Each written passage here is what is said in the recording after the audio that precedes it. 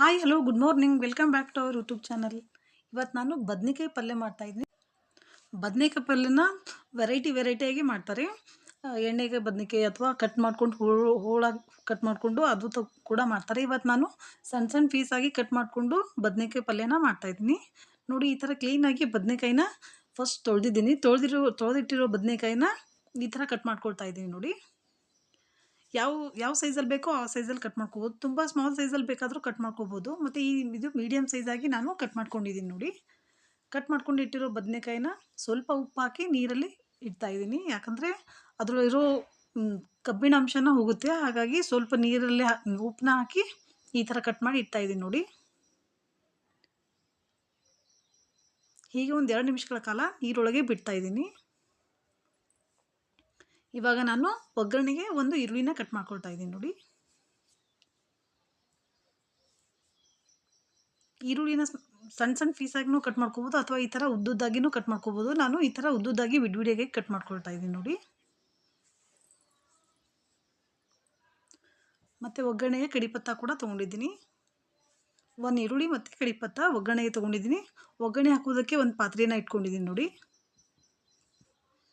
ಅದಕ್ಕೆ ಸ್ವಲ್ಪ ಎಣ್ಣೆನ ಹಾಕಿ ಎಣ್ಣೆ ಕಾದ ನಂತರ ಸಾಸಿವೆ ಜೀರಿಗೆ ಹಾಕ್ತಾಯಿದ್ದೀನಿ. ತುಂಬ ಸಿಂಪಲ್ಲಾಗಿ ಮತ್ತು ತುಂಬ ಟೇಸ್ಟಿಯಾಗಿ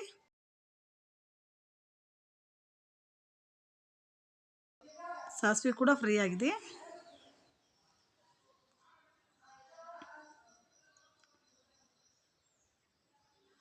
ಸಾಸಿವೆ ಕಾಯ್ದ ನಂತರ ಫ್ರೈ ಆದ ನಂತರ ಇದಕ್ಕೆ ಸ್ವಲ್ಪ ಈರುಳ್ಳಿ ಮತ್ತು ಕಡಿಪತ್ತನ ಕಟ್ ಮಾಡ್ಕೊಂಡಿಟ್ಟಿರೋ ಈರುಳ್ಳಿ ಕಡಿಪತ್ತನ ಹಾಕಿ ಮತ್ತೆ ಫ್ರೈ ಮಾಡ್ತಾಯಿದ್ದೀನಿ.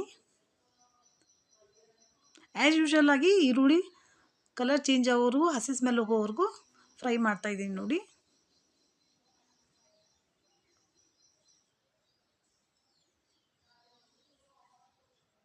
ಇವಾಗ ಇದೇ ಥರ ಬದನೆಕಾಯಿನ ನೀರಲ್ಲೇ ಇಟ್ಟಿದ್ದಲ್ಲ, ಅದನ್ನು ನೀರನ್ನ ಫಿಲ್ಟರ್ ಮಾಡಿಕೊಂಡು ಬದನೆಕಾಯಿ ಕೂಡ ಫ್ರೈ ಮಾಡ್ತಾಯಿದ್ದೀನಿ. ಆಲ್ಮೋಸ್ಟ್ ಅಲ್ಲಿ ಈರುಳ್ಳಿ ಕೂಡ ರೆಡ್ ಕಲರ್ ಆಗ್ತಾಯಿದೆ. ನೋಡಿ, ಕಲರ್ ಕೂಡ ಚೇಂಜ್ ಆಗಿದೆ. ಒಂದು ಸ್ವಲ್ಪ ಕಲರ್ ಚೇಂಜ್ ಆಗಿದೆ. ಎಷ್ಟು ಲೋ ಫ್ಲೇಮಲ್ಲಿ ಇಟ್ಟು ಎಷ್ಟು ತನಕ ಫ್ರೈ ಮಾಡ್ತೀವೋ ಪಲ್ಯ ತುಂಬ ಟೇಸ್ಟ್ ಬರುತ್ತೆ. ಹಾಗಾಗಿ ನಾನು ಲೋ ಫ್ಲೇಮಲ್ಲಿ ಇಟ್ಟು ಫ್ರೈ ಮಾಡ್ಕೊಂಡಿದ್ದೀನಿ. ಇವಾಗ ನೋಡಿ, ಬದನೆಕಾಯಿ ಕೂಡ ಹಾಕ್ಕೊಂಡು ಈ ಥರ ಕಟ್ ಮಾಡ್ಕೊಂಡು ಇಟ್ಟಿರೋ ಬದನೆಕಾಯಿನ ಹಾಕ್ಕೊಂಡು ಈ ಥರ ಫ್ರೈ ಮಾಡ್ತಾಯಿದ್ದೀನಿ.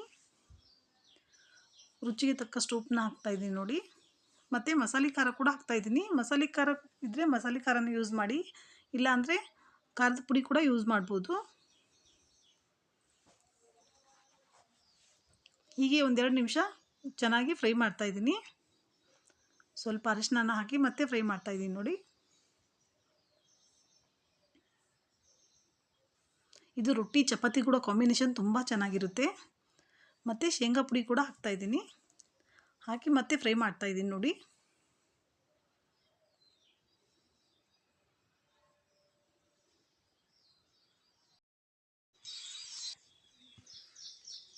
ಇವಾಗ ಸ್ವಲ್ಪ ಮೊದಲೇ ನೆನೆಸಿಟ್ಟಿರೋ ಹುಣಸೆಹಣ್ಣಿನ ರಸ ಹಾಕ್ತಾಯಿದ್ದೀನಿ. ನೋಡಿ, ಇದಕ್ಕೆ ಹುಣಸೆಹಣ್ಣಿನ ರಸ ಬದಲು ಟೊಮಾಟೊ ಕೂಡ ಯೂಸ್ ಮಾಡ್ಬೋದು. ಒಗ್ಗರಣೆಯಲ್ಲಿ ಟೊಮಾಟೊ ಯೂಸ್ ಮಾಡಿದ್ರೆ ಹುಣಸೆಹಣ್ಣಿನ ಅವಶ್ಯಕತೆ ಏನಿಲ್ಲ. ಆಲ್ಮೋಸ್ಟ್ ಆಲ್ ಹುಣಸೆಹಣ್ಣೆ ಯೂಸ್ ಮಾಡಬೇಕು. ಪಲ್ಯ ತುಂಬ ಟೇಸ್ಟಾಗಿ ಬರುತ್ತೆ.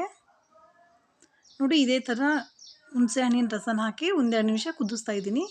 ನಿಮಗೆ ಲಿಕ್ವಿಡ್ ಆಗಿ ಬೇಕಾಗಿತ್ತು ಅಂದರೆ ಸ್ವಲ್ಪ ನೀರು ಜಾಸ್ತಿ ಹಾಕೋಬೋದು. ಇಲ್ಲ ಡ್ರೈ ಆಗಿಯೇ ಬೇಕಾಗಿತ್ತು ಅಂದರೆ ಮೀಡಿಯಮ್ ಆಗಿ ಸ್ವಲ್ಪ ನೀರು ಹಾಕ್ಕೊಂಡು ಕುದಿಸ್ಕೊಳ್ಳಿ.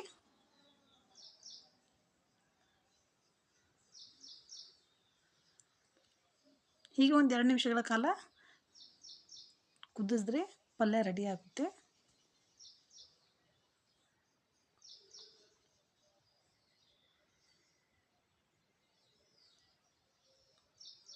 ನೋಡಿ, ನಾನು ಮುಚ್ಚಳನ ಮುಚ್ಚಿ ಒಂದು 2 ನಿಮಿಷಗಳ ಕಾಲ ಕುದಿಸ್ತಾ ಇದ್ದೀನಿ. ಇವಾಗ ನೋಡಿ, ಆಲ್ಮೋಸ್ಟ್ ಆಲ್ ಪಲ್ಯ ರೆಡಿ ಆಗಿದೆ. ಈ ರೆಸಿಪಿ ನಿಮಗೆ ಇಷ್ಟ ಆಗಿದೆ ಅನ್ಕೋತೀನಿ. ಯಾರೆಲ್ಲ ನನ್ನ ಚಾನಲ್ನ ಸಬ್ಸ್ಕ್ರೈಬ್ ಮಾಡ್ಕೊಂಡಿಲ್ಲೋ ಎಲ್ಲರೂ ಚಾನಲ್ನ ಸಬ್ಸ್ಕ್ರೈಬ್ ಮಾಡ್ಕೊಳ್ಳಿ. ಮತ್ತು ಕಮೆಂಟ್ ಮೂಲಕ ನಿಮ್ಮ ಅಭಿಪ್ರಾಯನ ತಿಳಿಸಿ.